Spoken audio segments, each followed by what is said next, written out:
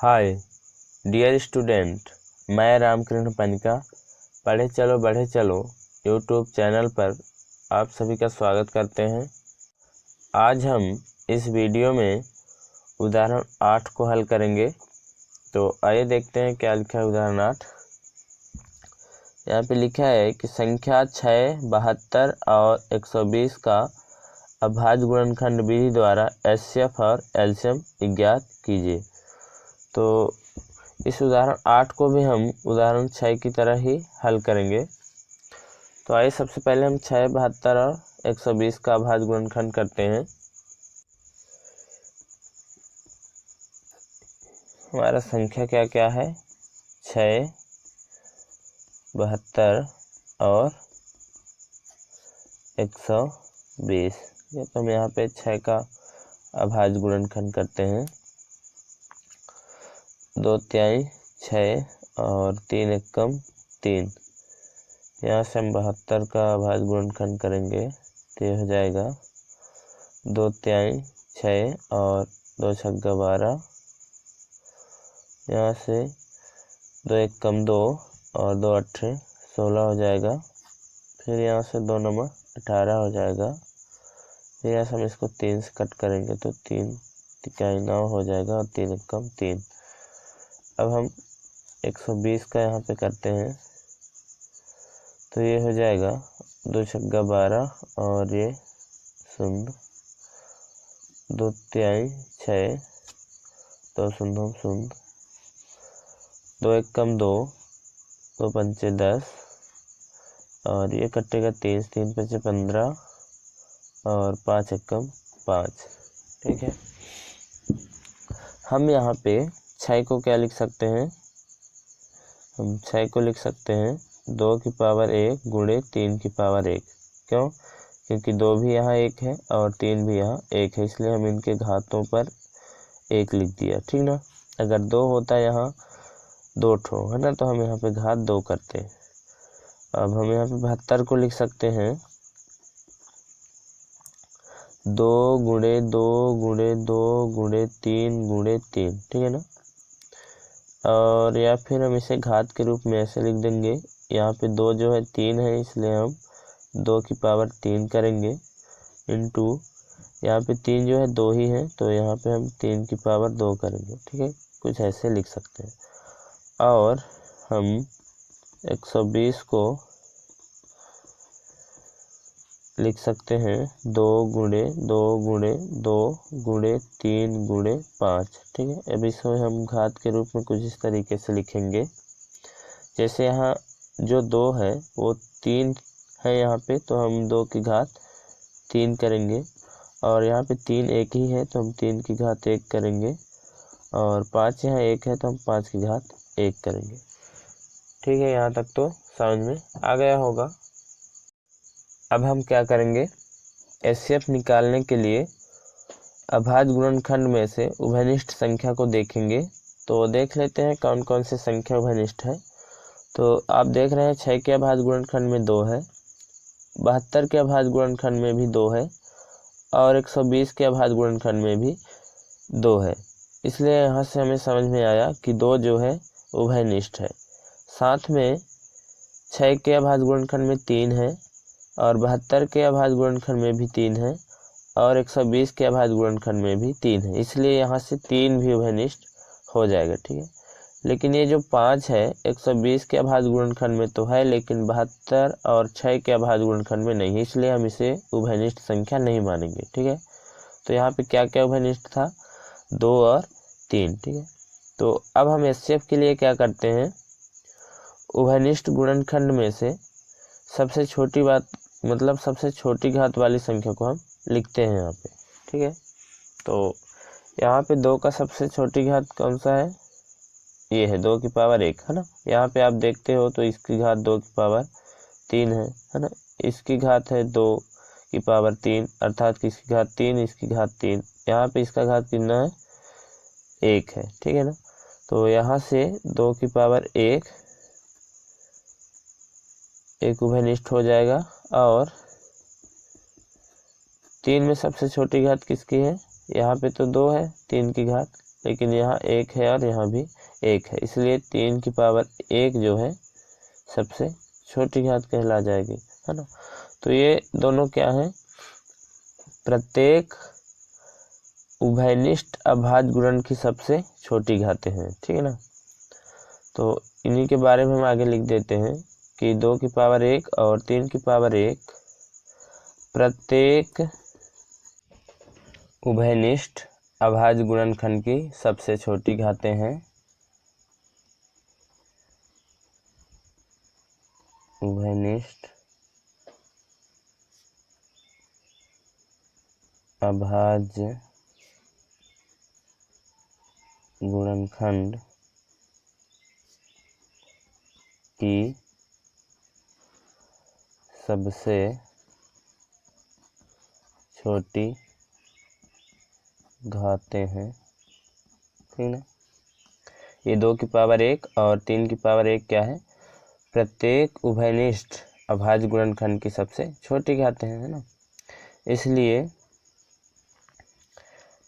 HCF हो जाएगा 6, 72 और 120 का, हम इनका आपस में गुणा कर देंगे, ठीक है। अर्थात 2 की पावर 1 को हम गुणा कर देंगे 3 की पावर 1 के साथ, तो यहाँ से हो जाएगा 2 1 कम 2, अर्थात 2 की पावर 1 है, जब हम इसको हल करेंगे 2 ही आएगा, और 3 की पावर 1 है, जब हम इसे हल करेंगे तो 3 आएगा, फिर इसे आगे हल कर देंगे तो ये हो जाएगा 2 3 6। तो यहाँ से HCF मिला हमें 6, किसका, 6, 72 और 120 का, ठीक है। अब हम LCM देख लेते हैं। तो आप लोगों को मालूम होगा कि LCM के लिए हम क्या करते हैं कि प्रत्येक अभाज्य गुणनखंड में से हम सबसे बड़ी घात वाले संख्याओं को लेते हैं, ठीक है। तो पहले देखते हैं यहाँ संख्या क्या क्या है। जैसे आप यहाँ पे देख रहे होंगे कि संख्या 2 है और 3 है और 5 है, ठीक है। तो इन्हीं संख्याओं की हम सबसे बड़ी घात लेंगे और वही हमारा क्या कहलाएगा, LCM, जब हम उनको आपस में गुणा कर देंगे, ठीक है ना। तो आइए देखते हैं कौन कौन सी सबसे बड़ी घात है। तो 2 की सबसे बड़ी घात है 3, तो यहाँ से आ जाएगा 2 की पावर 3, और यहाँ पे 3 की पावर अधिक है 2, है ना, अर्थात 3 की पावर यहाँ 1 है और यहाँ भी 3 की पावर 1 है, लेकिन यहाँ पे 3 की पावर 2, अर्थात यही है संख्या 3 की सबसे बड़ी घात, है ना। तो ये हो जाएगा 3 की पावर 2, और यहाँ पे 5 अकेला है, अर्थात एक ही है, इसलिए हम इसी संख्या की घात को हम सबसे बड़ी घात मानेंगे, अर्थात कि 5 की सबसे बड़ी घात हम इसी को लेंगे क्योंकि ये अकेला है ना।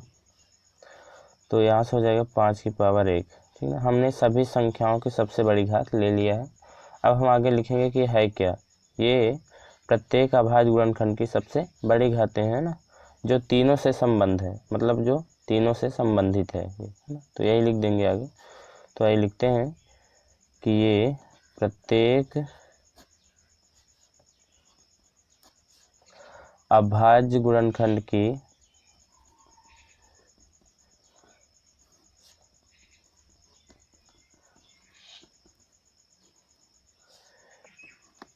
सबसे बड़ी घातें हैं,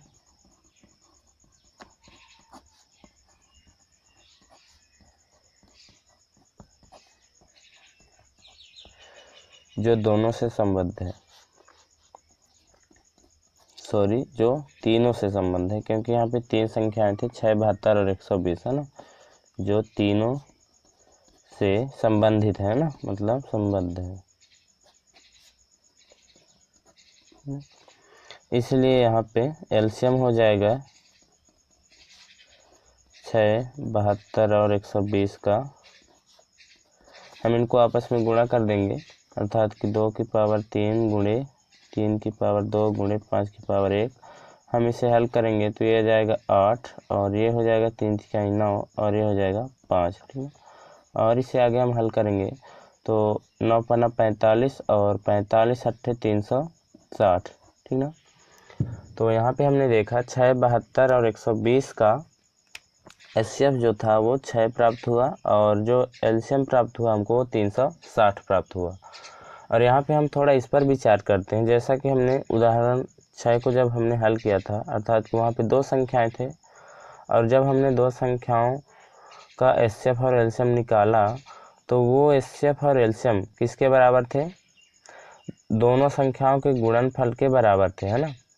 तो यहाँ पे भी हम देखेंगे कि ये तीनों संख्याओं का जब हम गुणा करेंगे तो क्या उसी के एचसीएफ और एलसीएम के गुणनफल के बराबर मिलेगा हमको। तो आइए इसको थोड़ा देख लेते हैं। तो यहाँ पे हम जो समझेंगे वो अपने उदाहरण 8 के हल में शामिल नहीं करेंगे उसको, है ना। ये केवल हम यहाँ पे ये समझना चाहते हैं कि क्या 3 संख्याओं का गुणनफल भी बराबर होता है अपने एचसीएफ और एलसीएम के गुणनफल के, है ना। तो जैसा कि हमने पिछले उदाहरणों में देखा था कि वहाँ पे 2 संख्याएं थे, तब हमें दोनों संख्याओं का गुणनफल उसी के एलसीएम और एचसीएफ के गुणनफल के बराबर मिलता था, है ना। तो यहाँ पे हमारे पास 3 संख्या है, 6, 72 और 120। तो हम यहाँ पे देखेंगे कि जब हम इनका गुणा करेंगे तो क्या हमें इन्हीं के एचसीएफ गुणे एलसीएम के गुणनफल के बराबर मिलेगा कि नहीं, है ना, इनका गुणनफल। तो देख लेते हैं, जब हम इनका गुणा करेंगे तो हमें मिलेगा 51,840 और जब हम इनका गुणा करेंगे तो ये मतलब एचसीएफ और एलसीएम का गुणा। तो यहाँ पे हमारा एचसीएफ क्या है 6 और एलसीएम क्या मिला था 360, ठीक है। तो जब हम इनका गुणा करेंगे तो हमें मिलेगा 2160, ठीक है। तो यहाँ से आप देख रहे होंगे कि ये दोनों बराबर नहीं है, ठीक है। तो यहाँ पे हम कह सकते हैं कि तीनों संख्याओं का गुणनफल बराबर नहीं होता है एचसीएफ गुणे एलसीएम के, ठीक है ना। तो लिख लीजिए और इसे ध्यान में रखिएगा, ठीक है ना, कि तीनों संख्याओं का गुणनफल बराबर नहीं होता एचसीएफ गुणे एलसीएम के, ठीक है ना। तो इसको भी आप ध्यान में रखिएगा। कब बराबर होता है? जब 2 संख्याओं का गुणनफल करते हैं और उन्हीं का हम एचसीएफ और एलसीएम का मतलब गुणा करते हैं, तब वो बराबर आते हैं, ठीक है ना। जो कि पीछे आप सीख चुके हो कि 2 संख्याओं का गुणनफल बराबर होता है एचसीएफ गुणे एलसीएम के, लेकिन 3 संख्याओं का गुणनफल बराबर नहीं होता एचसीएफ गुणे एलसीएम के, ठीक है। तो इसको भी आप ध्यान में रखिएगा। अब आप यहाँ पे थोड़ा सा उदाहरण 8 के सॉल्यूशन का स्क्रीनशॉट लीजिए और इसे अपने नोटबुक में नोट कर लीजिए। तो उम्मीद करता हूँ आप स्क्रीनशॉट कर लिए होंगे। तो आपको ये वीडियो कैसा लगा आप इसी वीडियो के कमेंट सेक्शन में ज़रूर बताएं। तो वीडियो देखने के लिए थैंक्स।